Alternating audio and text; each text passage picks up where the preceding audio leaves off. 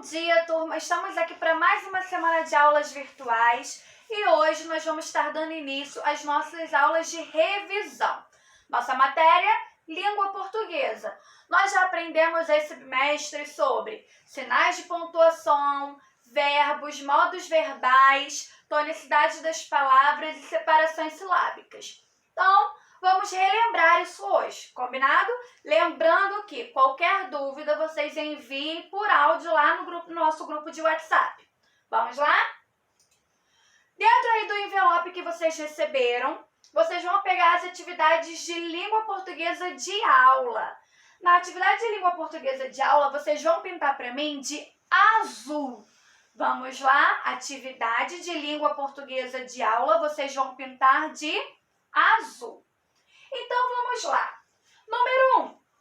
Classifique quanto ao número de sílabas. Como assim classifique quanto ao número de sílabas? Nós sabemos que as nossas palavras elas são classificadas de acordo com o número de sílabas em monossílaba, dissílaba, trissílabas e polissílabas. Monossílabas é quando a minha palavra tem somente uma sílaba. Ela não se separa. Dissílaba é quando há duas separações silábicas naquela palavra. Trissílaba, quando há 3 separações silábicas naquela palavra. E polissílaba, quando há 4 ou mais separações silábicas naquela palavra. Então, vamos lá. Excursão. Vamos fazer a separação silábica de excursão? Excursão. Eu tenho 3 sílabas nessa palavra, então eu vou ter uma palavra, isso aí, trissílaba. Tinta. Vamos fazer a separação? Tinta. Quantas sílabas eu tenho nessa palavra? Isso aí, 2 sílabas. Então, eu tenho uma palavra dissílaba. Advogado. Vamos separar? Advogado. Então, vamos lá. Quantas sílabas eu tenho nessa palavra? Isso aí. Então, ela é uma palavra polissílaba. Mão. Mão. Eu separo mão? Não. Então, se eu tenho somente uma sílaba, eu tenho uma palavra monossílaba. Muito bem. Número 2.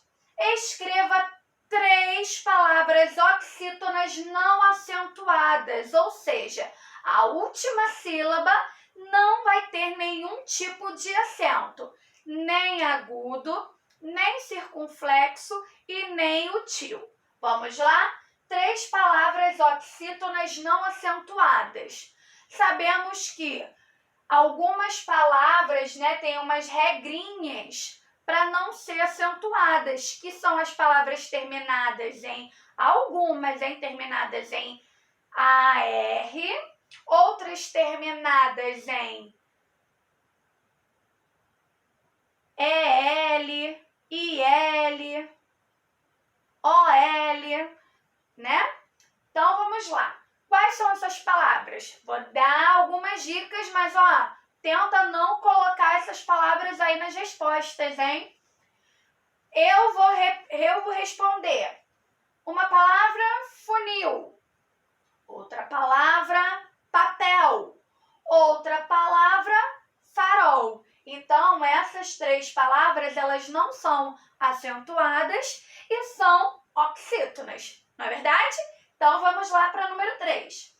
Passe a frase do modo indicativo abaixo para o modo subjuntivo e depois imperativo, realizando as alterações necessárias. Que alterações são essas? As alterações vão ser nos verbos. Lembra que eu falei que no subjuntivo, no imperativo e no indicativo, o que vai nos dar essa ideia do modo são os verbos, o modo que o verbo vai estar classificado ali. Então, vamos lá. No indicativo, eu tenho a frase: Manuela brincou com sua irmã. Quem é o verbo aqui na frase? Brincou. Então, Manuela brincou com sua irmã está no indicativo. O indicativo me dá uma ideia, uma sugestão de certeza, algo que aconteceu. Então, Manuela brincou, está me dando uma certeza aí que ela fez algo com sua irmã. Agora, no modo subjuntivo, como ficaria essa frase? Me dá uma ideia de sugestão. Então, vamos lá. Subjuntivo, como a gente pode transformar essa frase? Talvez Manuela brinque com sua irmã. Se é uma suposição, o meu verbo vai acompanhar. Então, talvez Manuela brinque com sua irmã. No modo imperativo, vai ser uma ordem para Manuela. Então, vai ficar da seguinte maneira. Manuela, brinque com sua irmã. Ponto de exclamação. Manuela, brinque com a sua irmã. Número 4. Quais são os modos verbais? Gente, ó, muito fácil. Vamos pegar a dica da questão anterior? Olha aqui, ó. Indicativo, subjuntivo e imperativo. Os modos verbais são indicativo, subjuntivo e imperativo. Número 5. Conjugue o verbo comer no futuro do pretérito do modo indicativo. Futuro do pretérito é aquele tempo verbal em que aconteceria, né? Ele seria uma coisa que iria acontecer, porém ficou no passado. Então, a gente usa seria, aconteceria, né? Então, vamos lá. Verbo comer. Eu comeria. Tu comerias. Ele comeria. Nós comeríamos. Olha o acento agudo aí no ríamos. Vós comeríeis.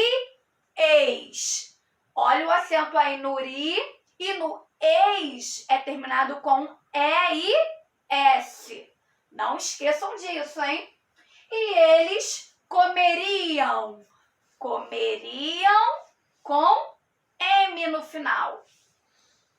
Número 6. Separe as sílabas e conte as letras, não é sílabas, hein? Letra A, helicóptero. Vamos lá? Helicóptero. O P fica juntinho do có, hein? Então, helicóptero. Vamos contar as letras? 1, 2, 3, 4, 5, 6, 7, 8, 9, 10, 11. Vai colocar a quantidade de letras aqui dentro do parênteses. Televisão. Televisão. Quantas letras eu tenho em televisão? Vamos contar? 1, 2, 3, 4, 5, 6, 7, 8. Isso aí, 9. Alface. Alface. Quantas letras tem alface? 2, 4, 6. Então, vai colocar a quantidade de letras aqui no parênteses. E letra D, marceneiro. Marceneiro. O I fica juntinho do neiro. Ok? Do NEI. Vamos contar as letras? 3, 6, 9, 10. 10 letras. Número 7. Nomeie os sinais de pontuação. Esse primeiro sinal aqui são as aspas. Esse outro aqui embaixo é o ponto e a vírgula. Ponto e vírgula. Esse aqui é muito fácil, acabamos de falar ele várias vezes aqui. São os parênteses. E o último aqui, 2 pontos. Número 8, escreva uma frase interrogativa. Uma frase interrogativa, ela é uma pergunta. Lembrando que toda frase ela tem que iniciar com letra maiúscula e terminar com o acento que está pedindo aqui, que no caso é o de interrogação. Então, vou dar um exemplo de uma frase interrogativa. Você assistiu a aula hoje? Ponto de interrogação, hein? Então, acabamos as nossas atividades de aula, vamos para a nossa atividade de casa. Vira aí a página com cuidado e vamos lá. Ih, calma aí. Deixa eu voltar. Vamos lá, atividade de casa. Pintem para mim a atividade de casa de roxo, ok? Atividade de casa de língua portuguesa de roxo. Não esqueçam, hein, gente? Aula azul, casa roxo. Número 1. Passe as palavras para o plural. Ou seja, tenho aqui palavras no singular que representa uma quantidade, um objeto, e vamos passar para o plural, com mais de um. Vamos lá? Cidadão. Como é que é o plural de cidadão? Tem muita gente que confunde, hein? O plural de cidadão é cidadãos. Tem muita gente aí que escreve cidadões e não é cidadões, é cidadãos. Letra B, papel. Papel, o plural é papéis. Limão, limões. Cartaz, cartazes. Número 2. Classifique as palavras em masculino ou feminino. E vocês vão marcar um X na coluna correspondente. Vamos lá? Mês. Tia, mês, como que eu vou saber se é masculino ou feminino? Vamos colocar o artigo a ou o na frente da palavra dentro da nossa cabecinha para a gente imaginar se essa palavra aí é masculino ou feminino? Se eu falo o mês, me dá a entender que ele é o quê? Masculino ou feminino? Agora, a gente fala o mês ou a gente fala a mês? Falamos o mês. Então, o mês é masculino. Vamos lá, letra B, viagem. A gente fala o viagem ou a viagem? A viagem, então, feminino. Limão, a gente fala o limão ou a limão? O limão, masculino.